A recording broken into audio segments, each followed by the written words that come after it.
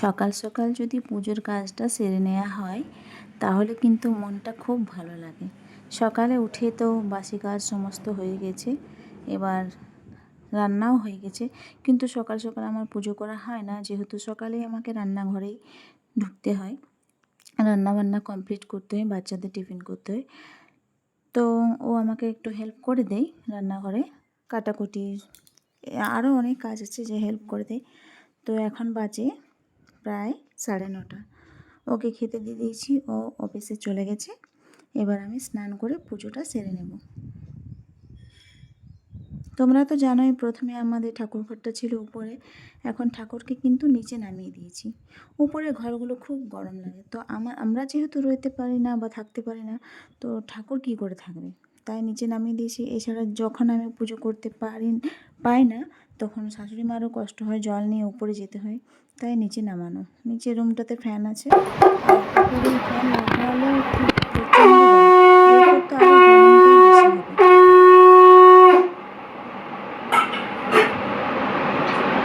এদিকে আমার পুজো করা কমপ্লিট হয়ে গেছে।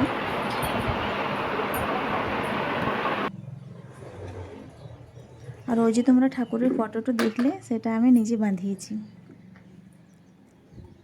আর একটা সরস্বতী ঠাকুরের ফটো ছিল, যেটা সরস্বতী পুজোর সময় তোমরা ভিডিওতে দেখতে পাবে, শর্টসে ছিল, ওটাও আমি নিজে বানিয়েছি। যে কাজটা আমি নিজে পারি সেটা আমি বাজারে করতে দেবো কেন?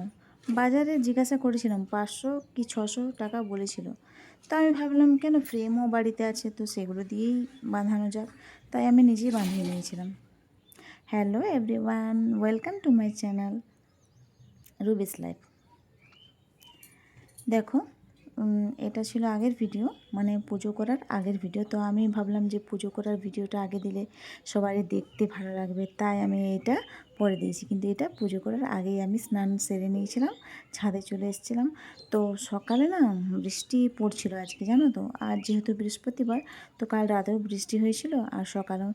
আর এই ভ্যাপসা গরমে যদি মাঝে মধ্যে বৃষ্টি হয়, তাহলে তো মনটা খুব আনন্দে ভরে যায়, বা ওয়েদারটাও তো খুব ভালো থাকে, বলো না?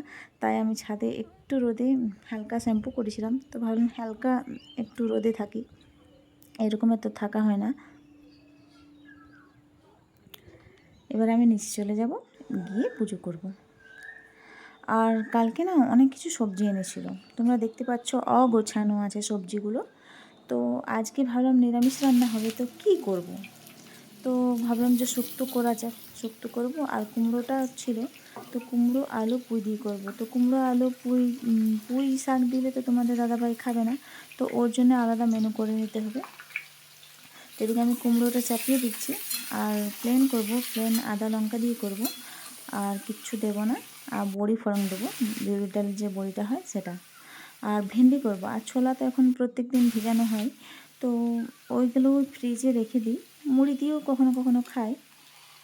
আর ছোলাগুলো তোমরা তো দেখো, আমি ছোলারও সবজি ভালোবাসি, মটরের চেয়ে ছোলা সবজিটা বেশি ভালো লাগে।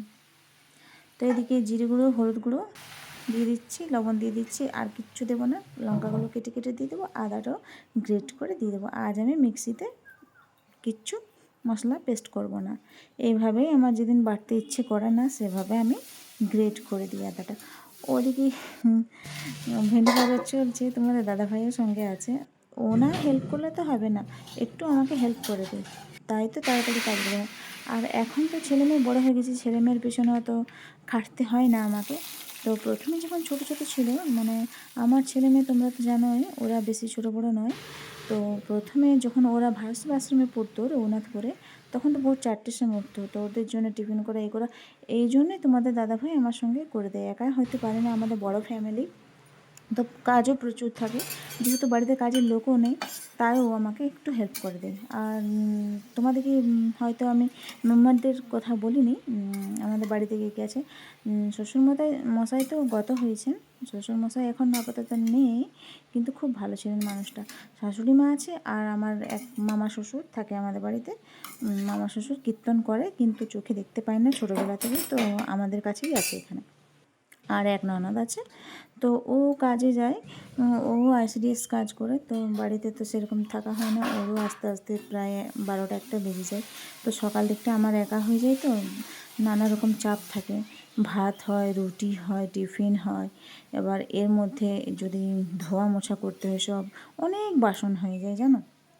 তো সমস্ত তো ধোয়া, তাহলে তো পুজো করতে আমার প্রায় 12টা 1টা বেজে যাবে। ওই জন্যে তোমাদের দাদাভাই হেল্প করে। আর দেখো, হেল্প করে দিয়ে তো কোনো খারাপ ব্যাপার না, বরং দুজনের বন্ডিংটা একটু মজবুত হয়। অনেকে বলে যে তোমার তো ভালোই হয়, তোমার বর তোমাকে অনেক হেল্প করে। তো ঠিক আছে, তো আমার বর বলে যে যা বলে বলতে দাও, আমি তো তোমার সঙ্গে আছি। এই জিনিসটা আমার খুব ভালো লাগে। তো দেখো, চাটনি বসিয়ে দিয়েছি, তো চাটনির জন্য গুড়টা আমি নোড়া দিয়ে ভেঙে নিয়েছি। চাটনিটা প্রায় কমপ্লিট হয়ে গেছে। এবার এর মধ্যে গুড় দিয়ে দেবো। অনেকটাই চাটনি করব যেন 1 সপ্তাহ থাকে। তো আমার মেয়ে জানো কী করে, মানে 10টার সময় তো একবার চাটনি খেয়ে নেবে, হ্যাঁ, আর দুপুরেও খাবে, আবার রাত্রিবেলা তো চাটনিটা খেয়ে দেয়। এত বকা খায় আমার কাছে, তবু আর ছাড়ে না। বাটিতে করে নিয়ে বা প্লেটে করে নিয়ে 1 প্লেট খেয়ে নেবে। অপরদিকে আমি ভাত বসিয়ে দিয়েছি। দেখো, চাটনিটা হতে না হতে ও চলে এসছে প্লেট নিয়ে টেস্ট করবে বলে। তো আজকের মেনুগুলো দেখে নাও। সাদা ভাত, শুক্তো করেছিলাম, শুক্তোর রেসিপিটা অন্যদিন শেয়ার করে দেবো। বড়ি দিয়ে করেছিলাম, আর করেছিলাম চাটনি। চাটনি চাটনিটা আমি আলাদাভাবে সরিয়ে রেখে দেবো ফ্রিজে, অর্ধেকটা রেখে দেবো। আর করেছিলাম কলমি শাক। কলমি শাক খাওয়া ভালো, আমার পক্ষে তো খুবই ভালো, যেহেতু হিমোগ্লোবিন কম। আর ভেন্ডি ভাজা।